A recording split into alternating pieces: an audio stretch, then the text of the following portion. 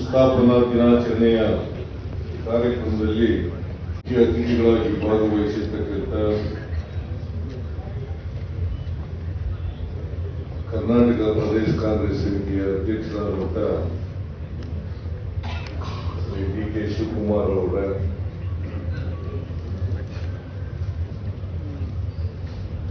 ಅಖಿಲ ಭಾರತ ಕಾಂಗ್ರೆಸ್ನ ಕಾರ್ಯದರ್ಶಿಗಳಾದಂಥ ಶ್ರೀ ಗೋಪಿನಾಥ್ ಅವರ,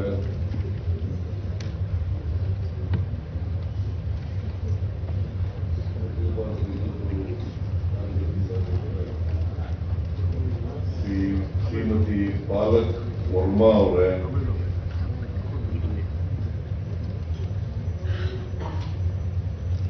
ರಾಜ್ಯದ ಇಂಧನ ಸಚಿವರಾದಂಥ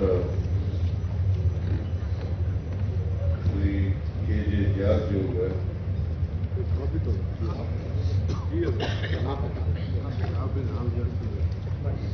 ಕ್ರೀಡಾಂಗಣದ ಅಧ್ಯಕ್ಷರೇ,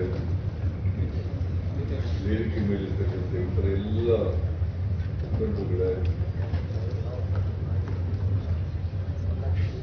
ಇಲ್ಲಿ ಆಗಮಿಸಿರ್ತಕ್ಕಂಥ ಕಾಂಗ್ರೆಸ್ಸಿನ ಮುಖಂಡರುಗಳೇ, ಕಾರ್ಯಕರ್ತ ಬಂಧುಗಳೇ, ತಾಯಿಯಂದಿರೇ, ಮಾಧ್ಯಮದ ಸ್ನೇಹಿತರೆ,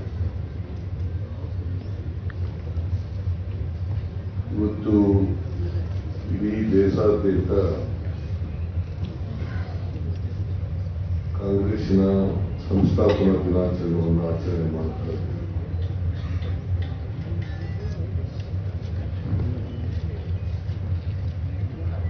ಈಗಾಗಲೇ ಕಾಂಗ್ರೆಸ್ಸು ಪ್ರಾರಂಭ ಆಗಿ 160 ವರ್ಷಗಳಾಗಿದೆ.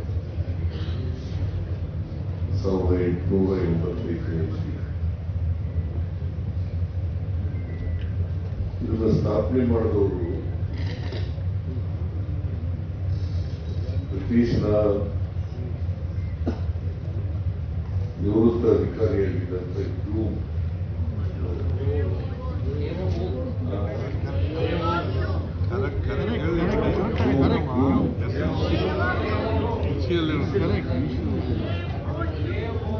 ಹೇಳೋದಲ್ಲಮ್ಮ,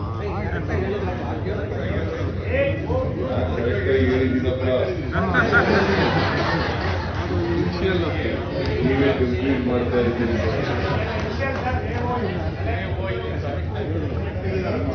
ಸರಿ ಇಲ್ಲ ಅಂದ್ರೆ ಅವ್ರು ಚೇಂಜ್ ಮಾಡ್ಕೊಳ್ಳಿ. 1885ನೇ ಇಸ್ವಿಯಲ್ಲಿ ಕಾಂಗ್ರೆಸ್ ಪ್ರಾರಂಭ ಆಯಿತು. ಸ್ವಾತಂತ್ರ್ಯ ಪೂರ್ವದಲ್ಲೇ ಪ್ರಾರಂಭ ಆಯಿತು.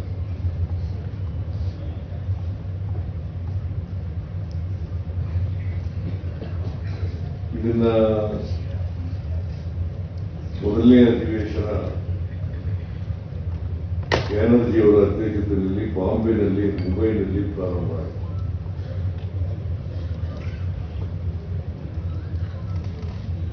ಸಾವಿರದ 1857ನೇ ಇಸ್ವಿ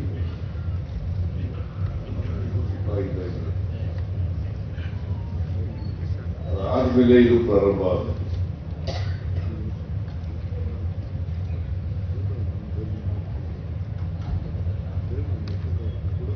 ಇದು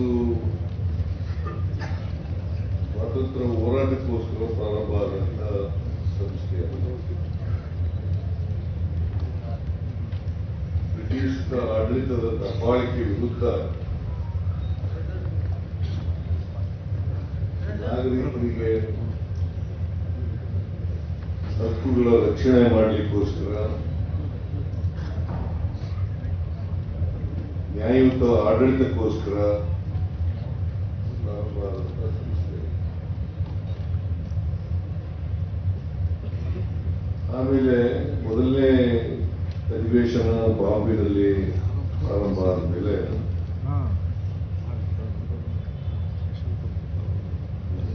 ನಿಧಾನವಾಗಿ ಸ್ವಾತಂತ್ರ್ಯದ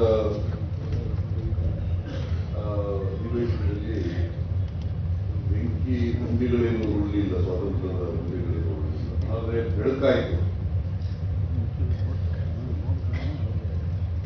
ಬೆಳಕನ್ನು ಕಾಣುವಂತಾಯಿತು. ಅದಾದ್ಮೇಲೆ ಅನೇಕ ಜನ ಕಾಂಗ್ರೆಸ್ನ ಅಧ್ಯಕ್ಷರಾದರು.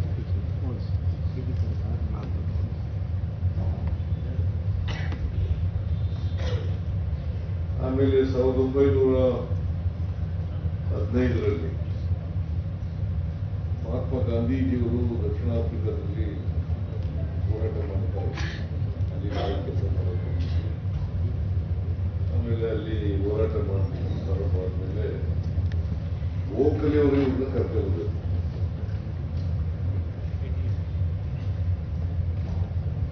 ಗೋಖಲೆ ಅವರು ದಕ್ಷಿಣ ಆಫ್ರಿಕಕ್ಕೆ ಹೋಗಿರ್ತಾರೆ. ಅಲ್ಲಿ ಹೋರಾಟವನ್ನು ನೋಡಿ ಭಾರತ ದೇಶದಲ್ಲಿ ಸ್ವಾತಂತ್ರ್ಯದ ಹೋರಾಟವನ್ನು ಮಾಡಬೇಕು ಅಂತೇಳಿ ನಾಯಕತ್ವ ವಹಿಸಬೇಕು ಮಹಾತ್ಮ ಗಾಂಧೀಜಿಯನ್ನು ಆಹ್ವಾನ ಮಾಡ್ತಾರೆ. ಮಹಾತ್ಮ ಗಾಂಧೀಜಿಯವರು ದಕ್ಷಿಣ ಆಫ್ರಿಕಾದಿಂದ 1915ರಲ್ಲಿ ಭಾರತಕ್ಕೆ ಬರ್ತಾರೆ.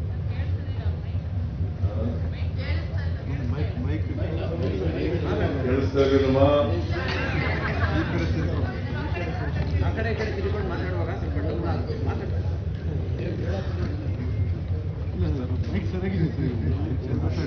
ಸ್ವಲ್ಪ ಆ ಕಡೆ ಈ ಕಡೆ ಆ ಕಡೆ ಈ ಕಡೆ ಹೋಗ್ತೀನಲ್ಲ, ತಿರುಗ್ತೀನಲ್ಲ, ಅದರಿಂದ ಕೇಳಿಸಲ್ಲ. ಈಗ ಕೇಳಿಸ್ತಾ ಇದೆಯಾ? ಕೇಳಿಸ್ತಾ ಇದೆಯಾ? ನಿಮಗೂ ಕೇಳಿಸ್ತಾ ಇದೆಯಾ? ಹೆಣ್ಮಕ್ಳಿಗೆ 25 ಮಾಡಿದ್ರೆ ಬಹಳ ಖುಷಿ.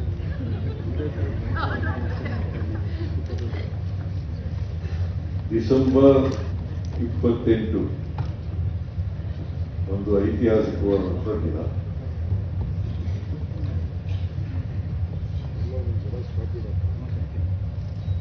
ಆ ದಿನವನ್ನು ನಾವು ಮರೀಲಿಕ್ಕೆ ಸಾಧ್ಯನೇ ಇಲ್ಲ.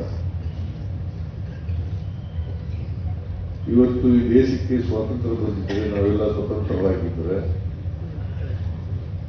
ಬ್ರಿಟಿಷ್ ಆಡಳಿತದ ಕಪಿಮುಷ್ಟಿಯಿಂದ ನಾವೆಲ್ಲ ಬಿಡುಗಡೆಯಾಗಿದ್ದರೆ, ಇದಕ್ಕೆ ಕಾಂಗ್ರೆಸ್ ಕಾರಣ ಅಂತಕ್ಕಂಥ ಮಾತುಗಳನ್ನು ಹೇಳಲಿಕ್ಕೆ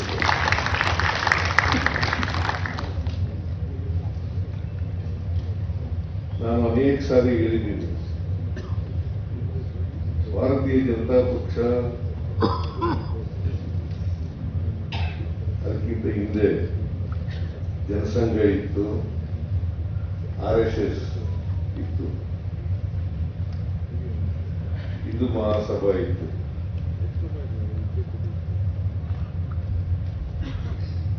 ಇವರು ಯಾವತ್ತೂ ಕೂಡ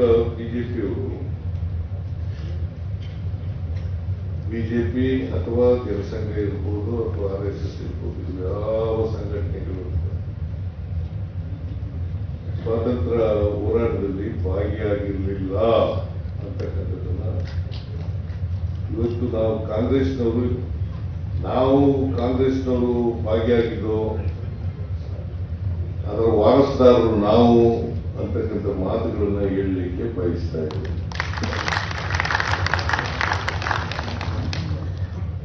1925ನೇ ಇಸ್ವಿನಲ್ಲಿ RSS ಪ್ರಾರಂಭ ಆಯಿತು. ಮಹಾತ್ಮ ಗಾಂಧೀಜಿಯವರು 15ನೇ ಇಸ್ವಿಯಿಂದ ಇಡೀ ದೇಶನೆಲ್ಲ ಸುತ್ತಿದ್ರು. ದೇಶ ಸುತ್ತಿದ ಮೇಲೆ ಆಮೇಲೆ ಕಾಂಗ್ರೆಸ್ನ ನೇತೃತ್ವವನ್ನು ವಹಿಸಿದರು.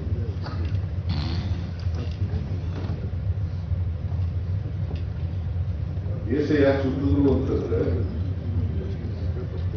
ಈ ದೇಶದ ಜನರನ್ನ, ಈ ದೇಶದ ಸಾಮಾಜಿಕ ವ್ಯವಸ್ಥೆಯನ್ನ ಅರ್ಥ ಮಾಡ್ಕೊಳ್ಬೇಕು ಅನ್ನೋ ಕಾರಣಕ್ಕೋಸ್ಕರವಾಗಿ ಸುತ್ತಿದ್ರು. ಸುತ್ತ ಆದ್ಮೇಲೆ ಈ ಸ್ವಾತಂತ್ರ್ಯ ಚಳವಳಿಯ ನೇತೃತ್ವವನ್ನು ವಹಿಸಿದರು. ಮೊದಲು ದೇಶ ಗೊತ್ತಾಗಬೇಕು, ಸಮಾಜ ಗೊತ್ತಾಗಬೇಕು, ಜನರು ಗೊತ್ತಾಗಬೇಕು. ಆಮೇಲೆ ಸ್ವಾತಂತ್ರ್ಯ ಜನರಿಗೆ ಬೇಕು ಅಂತಕ್ಕಂಥದ್ದನ್ನ ಅರ್ಥ ಮಾಡಿಕೊಂಡು ಮಹಾತ್ಮ ಗಾಂಧೀಜಿಯವರ ನೇತೃತ್ವದಲ್ಲಿ ಅದಕ್ಕಿಂತ ಹಿಂದಿನೇ ಪ್ರಾರಂಭ ಆಗಿತ್ತು ಸ್ವಾತಂತ್ರ್ಯ ಚಳುವಳಿ. ನವರೋಜಿಯವರ ಕಾಲದಿಂದ ಕೂಡ ಪ್ರಾರಂಭ ಆಗಿತ್ತು. ಗೋಪಾಲಕೃಷ್ಣ ಗೋಖಲೆಯವರು ಕಾಂಗ್ರೆಸ್ನ ಅಧ್ಯಕ್ಷರೇ ಆಗಿದ್ದಾರೆ.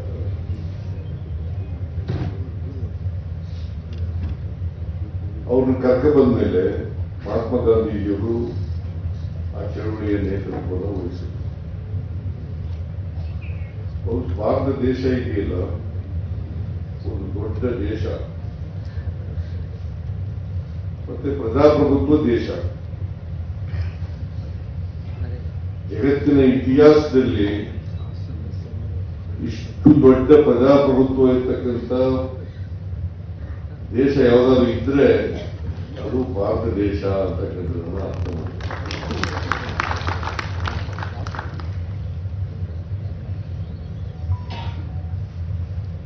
1942 ಅದಕ್ಕಿಂತ ಹಿಂದೆನೇ ಅಸಹಕಾರ ಚಳವಳಿ ಪ್ರಾರಂಭ ಆಗಿದೆ.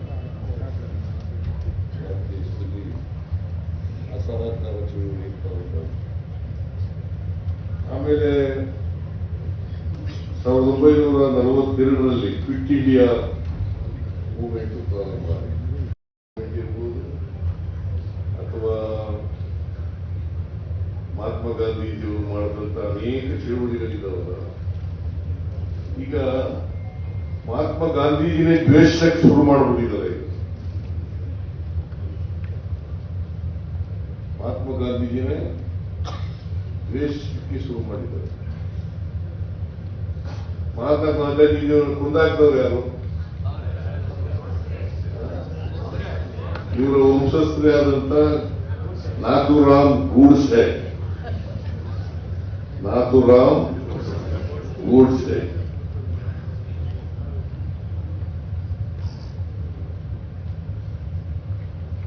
ಅವರನ್ನ ಇಲ್ಲಿವರೆಗೆ ಇವ್ರ ಆಫೀಸ್ನಲ್ಲಿ ಭಾರತದ ಧ್ವಜ ಇರಲಿಲ್ಲ, ಗೊತ್ತಾ ನಿಮ್ಗೆ? ಇರಲಿಲ್ಲ. ಆಮೇಲೆ ಈಗ ಹಾಕೊಂಡಿರ್ಬೇಕು ಅನ್ನೋ ಅನ್ಸುತ್ತೆ.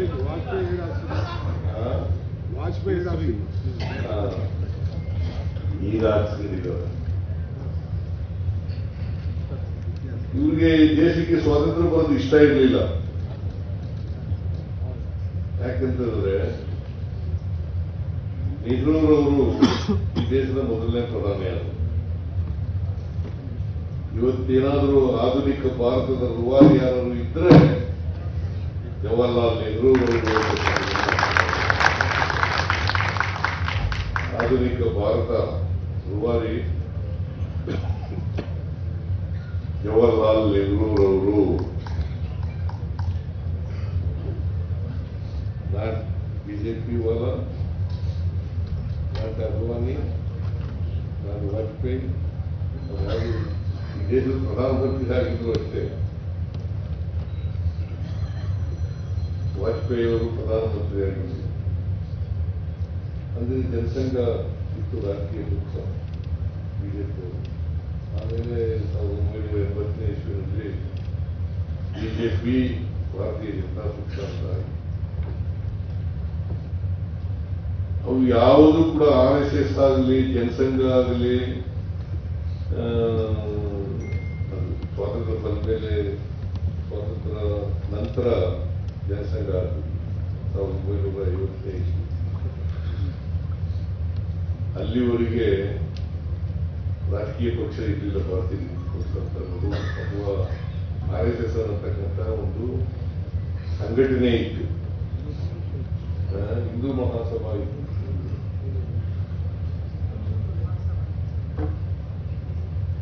ನಾನು ಯಾಕೆ ಈ ಮಾತನ್ನು ಹೇಳ್ತಾ ಇದ್ದೀನಿ ಅಂದ್ರೆ, ನಾವೆಲ್ಲರೂ ಕೂಡ ಹೆಮ್ಮೆ ಪಡ್ತಕ್ಕಂಥ ವಿಚಾರ. ನಾವೆಲ್ಲರೂ ಕೂಡ ಕಾಂಗ್ರೆಸ್ನವರು ಅಂತಕ್ಕಂಥದ್ದೇ ಖಂಡಿತ.